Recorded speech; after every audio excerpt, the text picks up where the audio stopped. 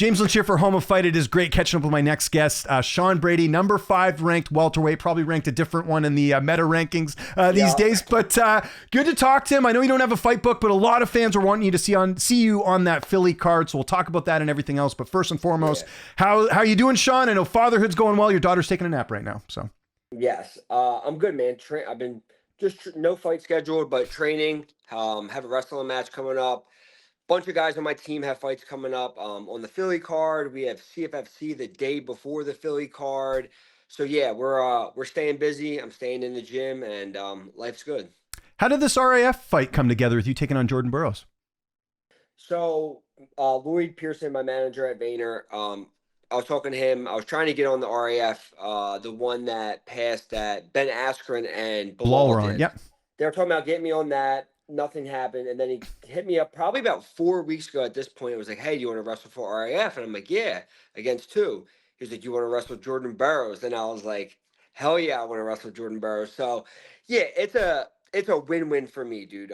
They're paying me really good, which is awesome. And I get to wrestle one of the best wrestlers whoever have done it. So yeah, it was a no-brainer for me to do, especially while I don't have a fight.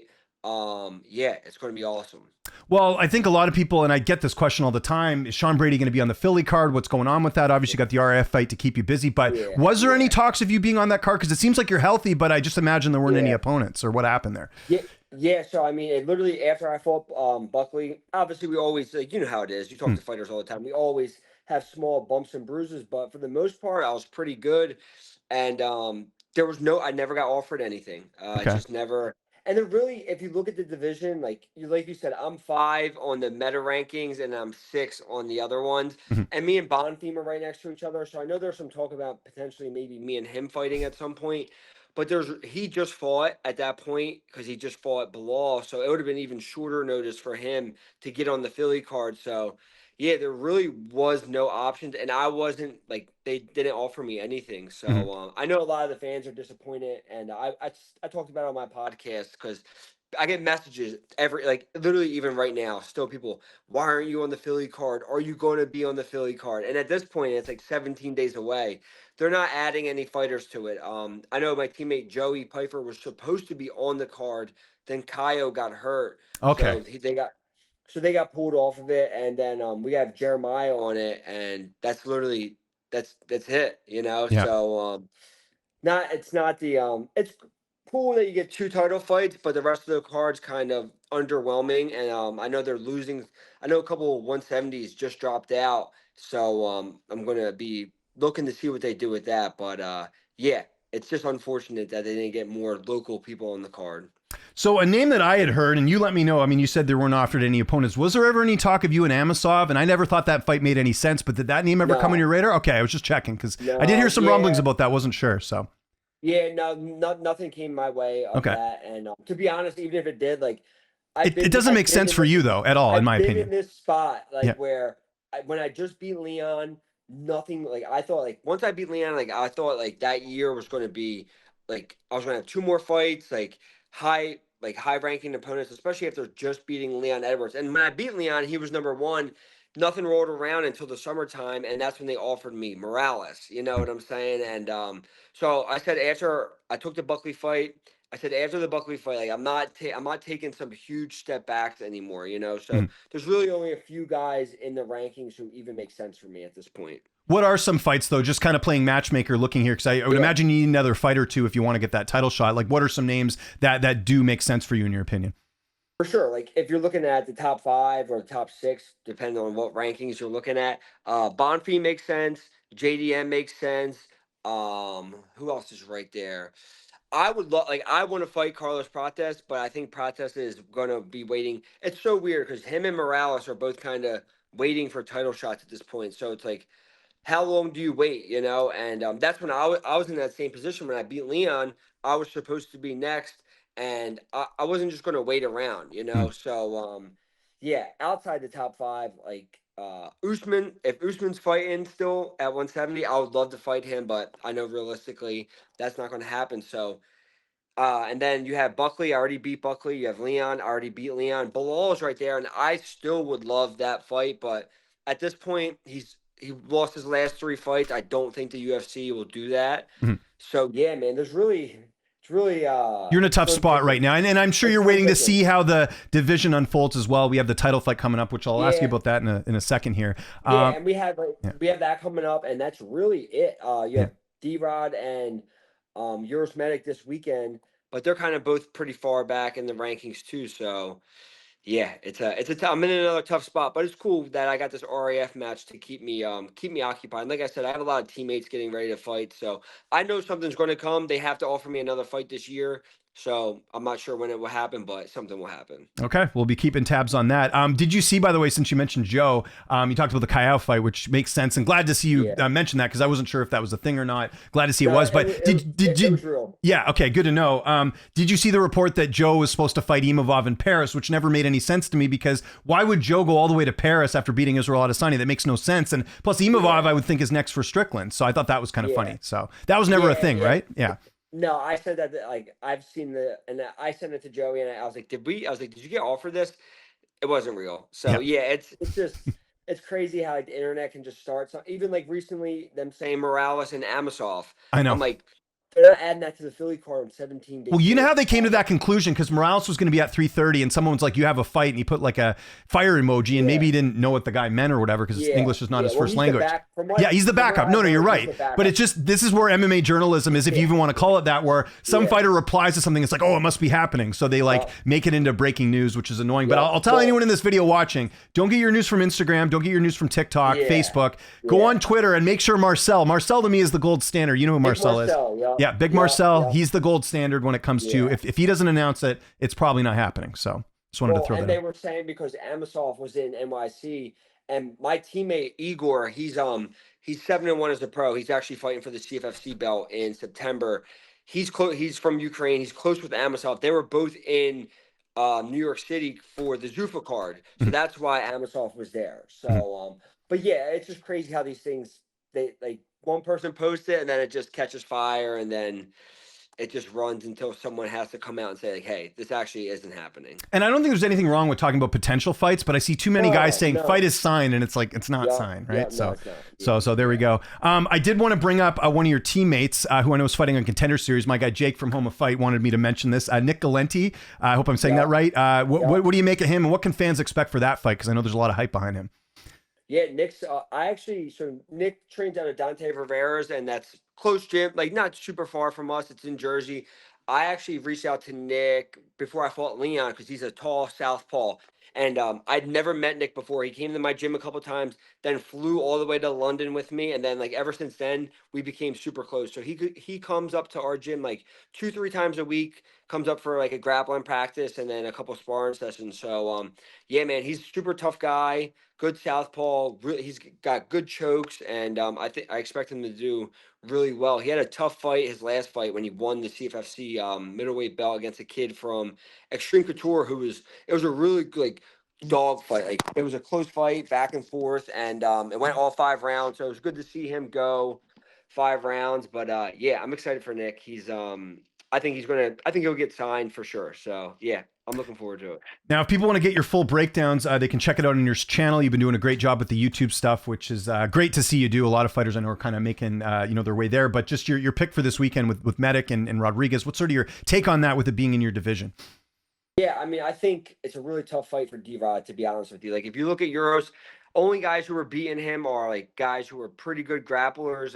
And the last one I think was Orbai was the one who beat him. But he's really good on the feet, really dangerous. He had knockout power at 55. He has knockout power at 70. He's dynamic. Yeah, it's a tough fight for D-Rod, and I personally think that he's probably going to knock D-Rod out.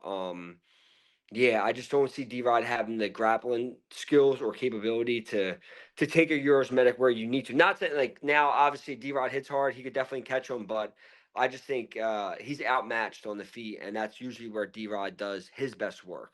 Well, I honestly, my big takeaway is if you listen to that Joe Rogan podcast, D-Rod didn't sound like he was 100% even when he did that podcast. And that was at the start of June. And he's talking about what he was doing in prison. And I know people had the videos of him working out, but it's not the same as being in the gym or being on a good diet. He was talking about smuggling in like, certain food and you lost a bunch of weight. I just can't imagine you coming back and doing a main event after that. That seems like a lot to me, like, especially if the fight, like even I know D-Rod would maybe be favored if the fight went on longer, but like, you got to think with like how much his body's gone through over the last like year, that's probably not good for a 5-round fight. That's the other thing I think is a negative for him. No, sure. And then I didn't realize D-Rod's, I think he's 40 years old. Or Yeah, he's 39, yeah.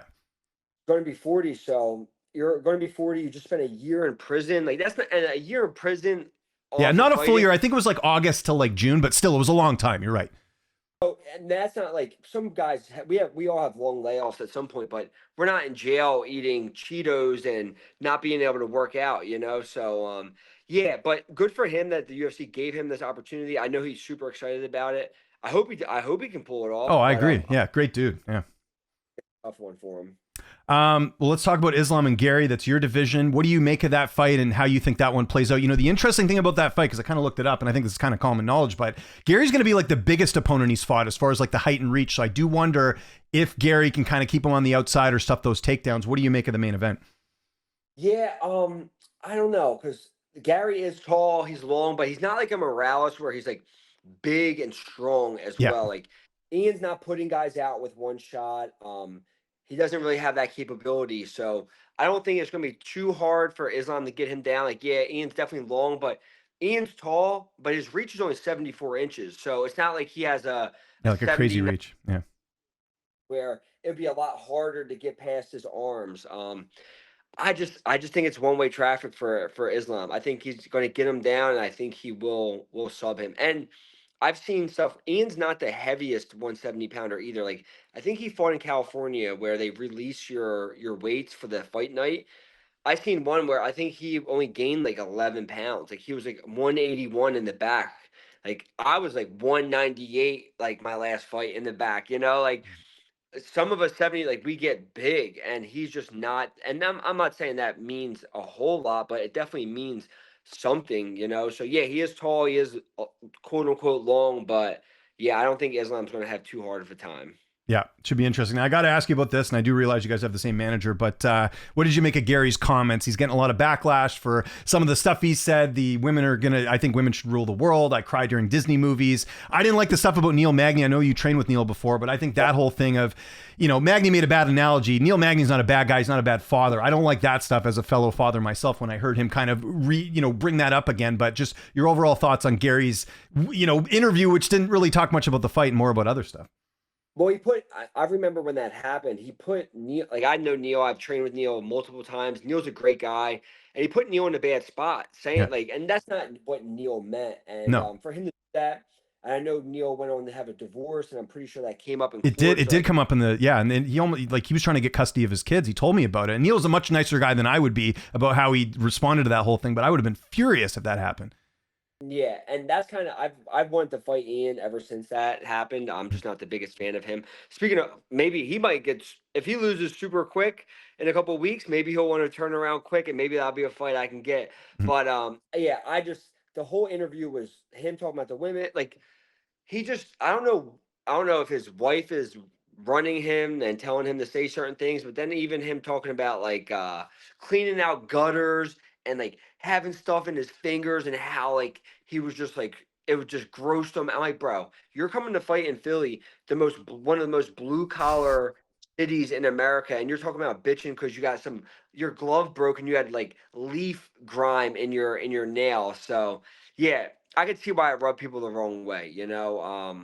I didn't like it. And then talking about crying with the Disney movies and stuff like that, I'm like, bro, just keep that to yourself. Like if that's what you're doing, like, I don't know. I also wonder, does he actually mean all that, or is he trying to do it to like cater to an audience? I wonder that too. That's the other thing. So I don't know. Yeah, I think his wife's really in his ear a lot, and I never talk about people's wives or family, but like he puts her out there so much that like he kind of inserts her into that, and but yeah, like just the stuff about working and like cleaning the paint in the morning. I'm like, this dude probably never worked a hard day in his life. Like, and then his brother came out and like I think his brother, he was He about, like debunked a lot of it and said we had a good upbringing and all this different stuff because he was talking about getting beat with a spoon or something. I yeah, forget. yeah. Yeah.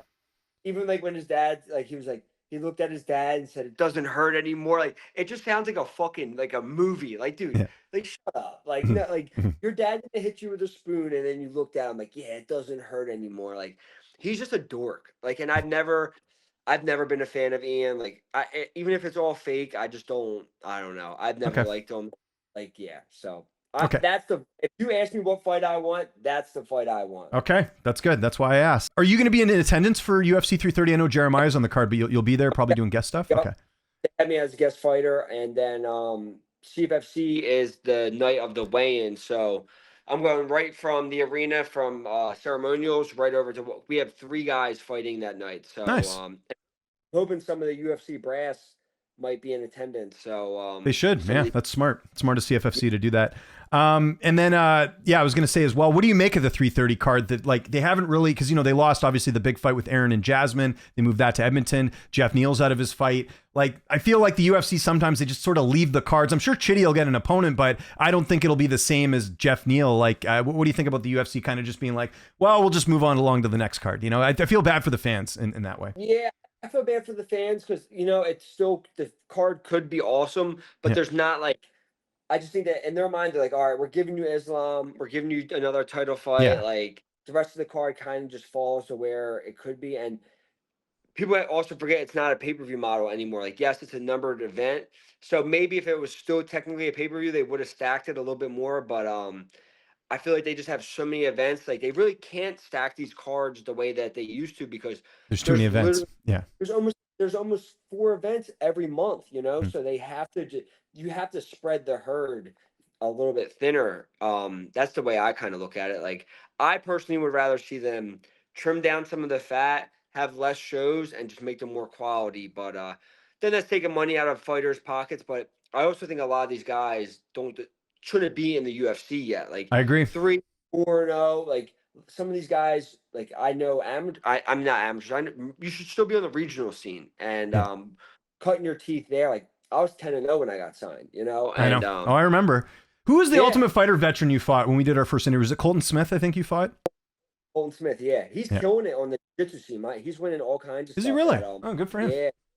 Oh, but yeah, man, like if you look at how it used to be, like it used to be so hard to get signed, and now it's a lot easier. Well, it's like also what's more convenient. Like, hey, we got a regional guy that just happens to be ready and he can make the weight. We'll get him. But you're right. Like a lot of time these guys go 0-2 and then they can't get back to the UFC because they already were down 1-0 fighting as like a minus, you know, like a couple weeks ago we had that in 329. The John Garza guy looked great, but he was like a minus or he was like a plus 600 underdog against Farid Basharat. How does that make any sense?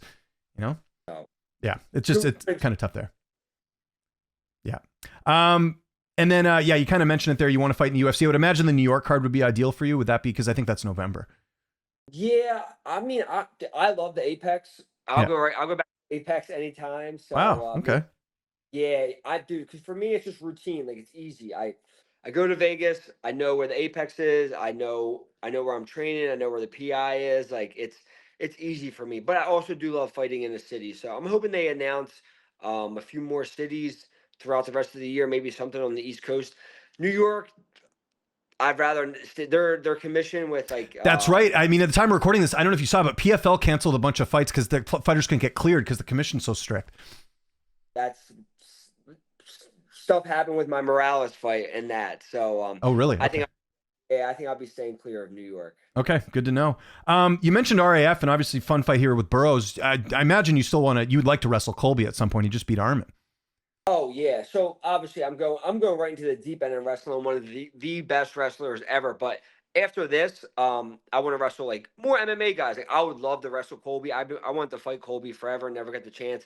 So Colby, there's plenty of guys, and now they have that crossover belt. Yeah, I think the opportunities would be super cool that are going to come after this Burroughs match. Yeah, and I think Colby's found new life in RAF. It's good to see some of these fighters have other opportunities outside the UFC. Speaking of that, did you see the merger this morning between PFL and MVP? What are your thoughts on that?